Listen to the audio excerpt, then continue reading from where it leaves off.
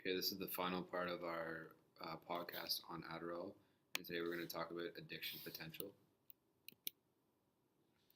So Adderall use and misuse in college students. So our target audience is post-secondary students, and so there seems to be a correlation specifically in the use of non-prescription Adderall and the belief about academic benefits.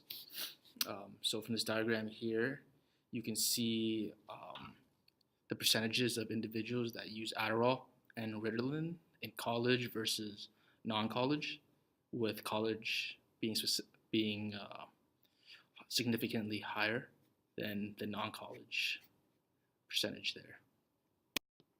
So Adderall addiction among self-reported students. So the average age of the participants in this study were 25.8. Two-thirds of them reported as males, and they cited reasons for use such as pressure to graduate, seek distractions and experiences, experimentation, and neural enhancement. So in this study, Adderall using participants had a pleasant experience and effects, which increased the likelihood of using again. So there were significant effects in increase in self-confidence of them. They had more euphoric episodes when they were on Adderall, uh, being more communicative, a lot more talking, being fitter, which probably comes from one of the side effects, which was weight loss from the from the suppression of appetite, increased moods, better motivation, energetic, basically feeling that they can take on anything. So the next part we're going to talk about is Adderall addiction. So the addiction refers to the individual's physical or psychological reliance on the drug, paired with specific set of behaviors. So over time, eventually, the effects of the drug um, become. So over time, the drug takes over almost their life. So they need the cognitive stimulation to um, be able to live their day-to-day life. So when they don't have the drug, they're unable to cope. They're unable to do their daily functioning. They'll go to any length to obtain the drug. So they'll do sometimes illegal activities to get the drug. Um, they'll steal to get the drug if it's severe enough addiction. Um, the drug is basically their main priority. End of the day, they basically they need this drug to basically live and function as they were before. Um, and sometimes they can run out of their prescription early. So someone with ADHD meds, they might be able to like abusing them, and they'll be run out early because they'll be taking more than they're prescribed. So now we're going to talk a bit about dependence. So dependence is basically a response where a person needs more and more of the drug to keep the same effects. So eventually, over time, when they take the drug, the same amount of dosing will have less and less of an effect. So they need more of the drug to have the same effect. And it's basically a physiological response. The body is basically lowering the threshold of drugs, so you'll need more and more to keep the same response. This is basically due to the interaction of the drug and the chemicals in the body, regardless if it's prescribed or not.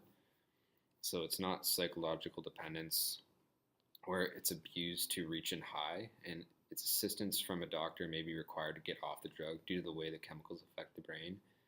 So individual is not mentally obsessing or craving Adderall; they just need it to physically depend. So it's almost a physical dependence. So basically, in the body, what's happening is that the receptors of Adderall are, and more specifically amphetamine, are decreasing. So you're going to need more of the drug to fill those receptors, and that's what happens. It causes a tolerance. So a good point to make is that not everyone who takes Adderall gets addicted. There's many factors. Sometimes it depends on the dose. Sometimes it depends on psychological factors or genetic factors. Some people are more prone to addiction compared to others. So a big risk factor is if it's used regularly or in like higher doses than it usually is prescribed.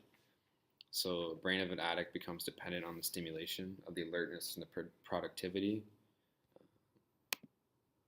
So basically the brain changes to the point where it needs the drug to feel alert, it needs the drug to feel productive, and it can't function without that drug present. So without the drug, without Adderall, the addict feels tired, they feel foggy, they feel like they can't function, and they almost need the drug to um, basically maintain their daily functioning. And this is also a buildup of tolerance where they are dependent. Sorry, they need the drug to basically function in life. So here is a picture of a brain with Adderall and a brain without Adderall. So you can see the metabolic activity is like skyrocketed. Red indicates increased activity. So pretty much all areas of the brain are more metabolically active when the brain's on Adderall compared to when it's not. So signs of addiction. So some strong signs of addiction: tired and mentally foggy. So this continued stimulation that the individual is used to from the Adderall, once they don't have it no more, they're usually tired and mentally foggy. So you can kind of see these signs. So some common signs of addiction. Um, Larger doses are needed to feel effects. So the individuals, their tolerance levels have increased. They can take more of the drug. Inability to cut down use despite wanting to. Drug administration despite knowledge of harm caused by the drug.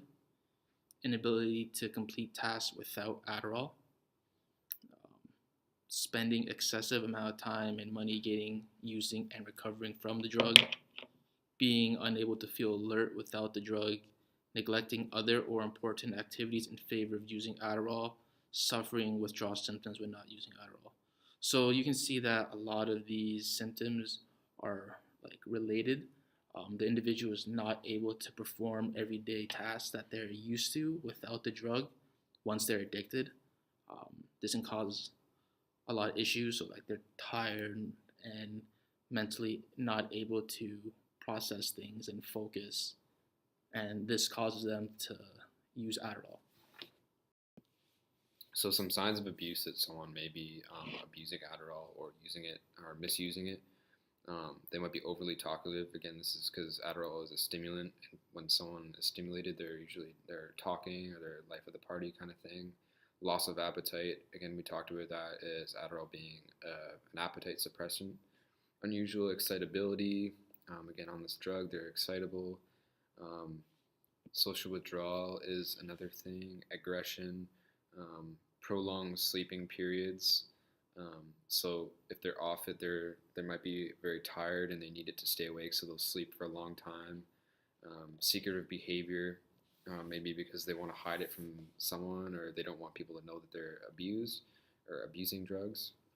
Exhaustion, again, if you're not having the drug present, your body can't stay alert, so you're tired.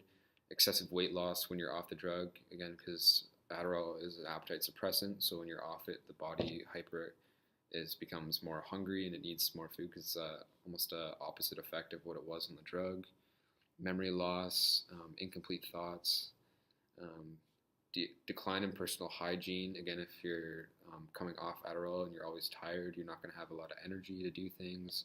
Financial difficulties. Again, with any addiction, they might be spending too much money on the drug.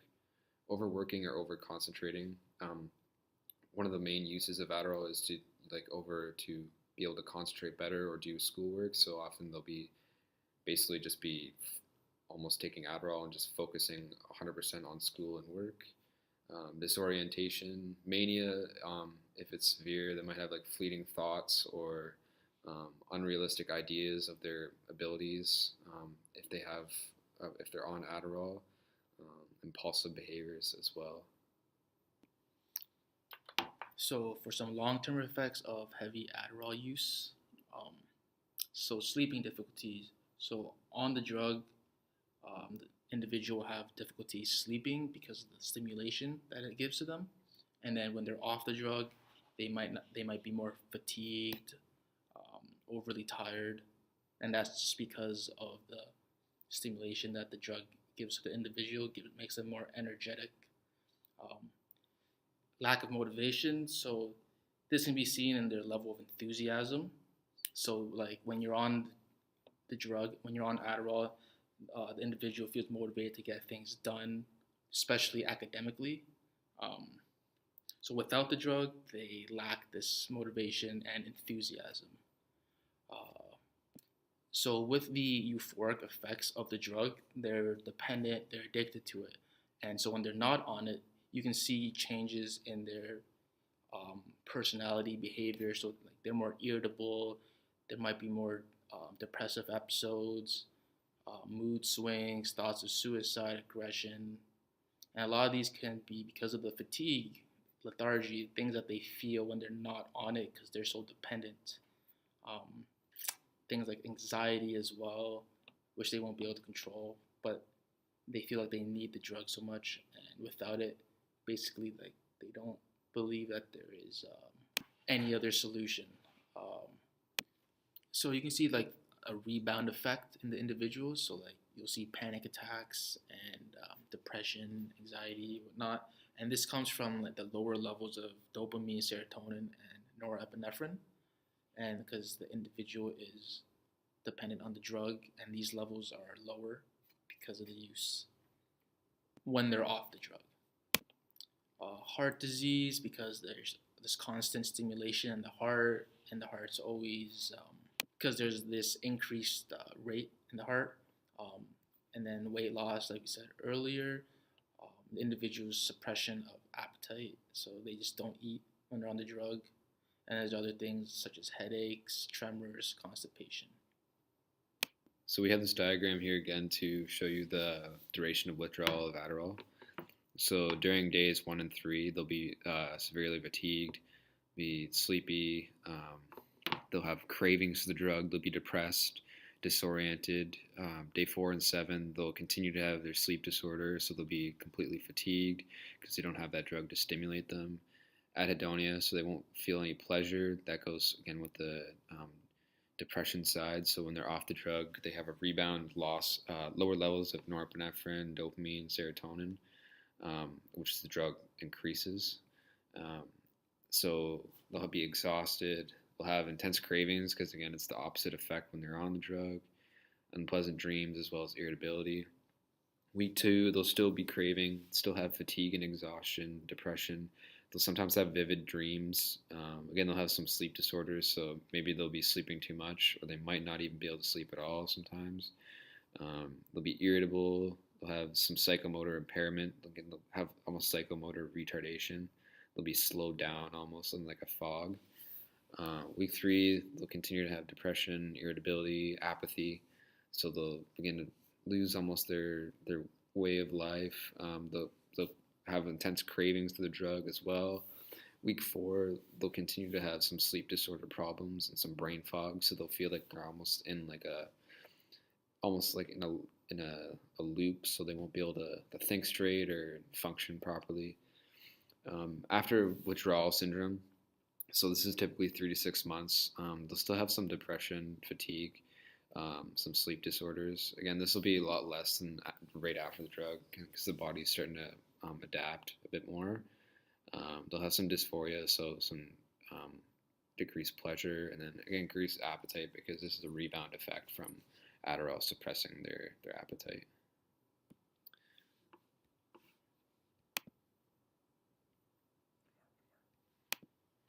So this concludes our podcast 4 for Adderall, and we thank you very much for listening.